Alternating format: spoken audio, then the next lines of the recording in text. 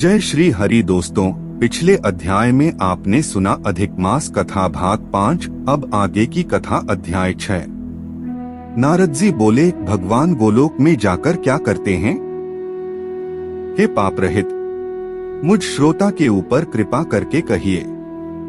श्री नारायण बोले, हे नारद, अधिमास को लेकर भगवान विष्णु के गोलोक जाने पर जो घटना हुई वह हम कहते हैं, सुनो।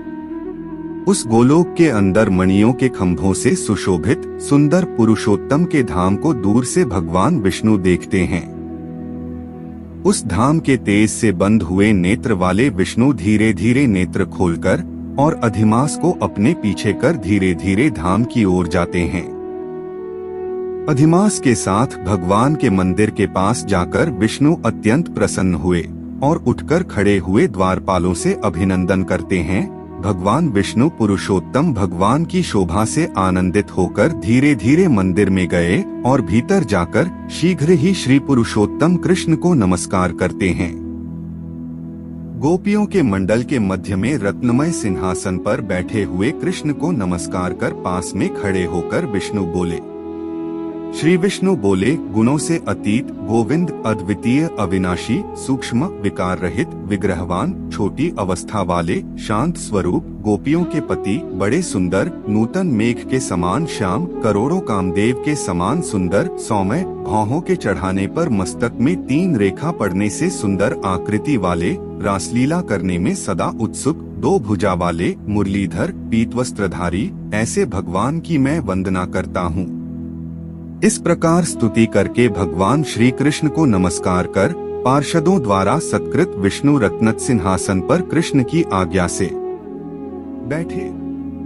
श्री नारायण बोले, यह विष्णु का किया हुआ स्तोत्र प्रातःकाल उठकर जो पढ़ता है उसके समस्त पाप नाश हो जाते हैं और अनिष्ट स्वप्न भी अच्छे फल देते हैं और पुत्र पौत्रादि को बढ़ाने वाली भक्ति श्री गोविंद में होती है। अकीर्ति का नाश होकर सत्कीर्ति की वृद्धि होती है। भगवान विष्णु बैठ गए और कृष्ण के आगे कांपते हुए अधिमास को कृष्ण के चरण कमलों में नमन कराते हैं। तब श्री कृष्ण ने विष्णु से पूछा कि यह कौन है, कहां से यहाँ आया है, क्यों रोता है? इस गोलोक में तो कोई भी दुखभागी होता नहीं है। इस गोलोक में रहने वाले तो सर्वदा आनंद में मग्न रहते हैं। ये लोग तो स्वप्न में भी दुष्ट वार्ता या दुख भरा समाचार सुनते ही नहीं। आथ हे विष्णु, यह क्यों का पता है और आंखों से आंसू बहाता दुखित हमारे सम्मुख किस लिए खड़ा है? श्री नारायण बोले, नवीन मेघ के समान श्याम सुंदर गोलोक के नाथ का वचन सुन सिंहासन से उठकर महाविष्णु मलमास की संपूर्ण दुख गाथा कहते हुए बोले। श्री विष्णु बोले, हे वृंदावन की शोभा के नाथ, हे श्री कृष्ण, हे मुरलीधर, इस अधिमास के दुख को आपके सामने कहता हूँ, आप सुने। इसके दुखित होने के कारण ही स्वामी रहित अधिमास को लेकर मैं आपके पास आया हूँ। इसके उग्र दुख रूप अग्नि को आप शांत करें। यह अधिमास सूर्य की संक्रांति से रहित है, मलिन है, शुभ कर्म में सर्वदा वर्जित है। स्वामी रहित मास में स्नान आदि नहीं करना चाहिए, ऐसा कहकर वनस्पति आदिकों ने इसका निरादर किया है।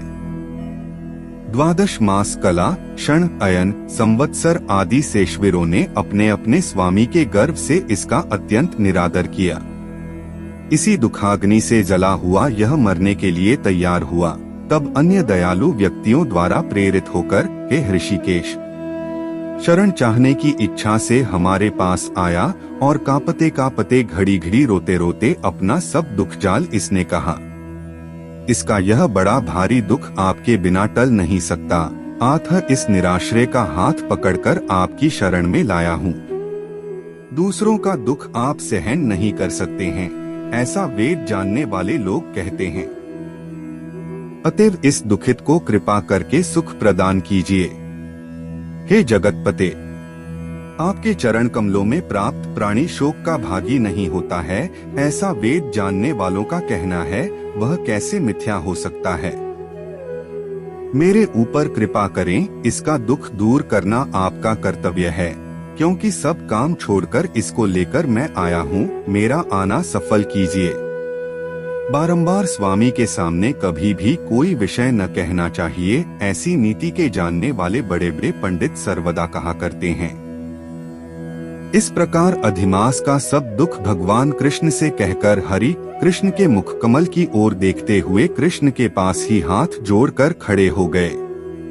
ऋषि लोग बोले, हे सूत जी, आप दाताओं में श्रेष्ठ हैं, आपकी दीर्घायु हो, जिससे हम लोग आपके मुख से भगवान की लीला के कथारूप अमृत का पान करते रहें। हे सूत, गोलोकवासी भगवान कृष्ण ने विष्णु के प्रति फिर क्या कहा और क्या किया इत्यादि लोकोपकारक विष्णु कृष्ण का संवाद सब आप हम लोगों से कहिए। परम भगवत भक्त नारद ने नारायण से क्या पूछा? हे सूत, इसको आप इस समय हम लोगों से कहिए। नारद के प्रति कहा हुआ भगवान का वचन तपस्वियों के लिए परम औषध है। इसके बाद जो कहानी सूत जी ने सुनाई वह आगे के अध्याय में। इति श्री बृहन्नारदीय पुरुषोत्तमास्माहात्म्ये षष्ठोऽध्यायः 6। हरिः शरणम। मित्रों, आपको ये कथा कैसी लगी हमें बताएं और हमारे चैनल मायस्टिक नोइन को जरूर सब्सक्राइब करें। धन्यवाद।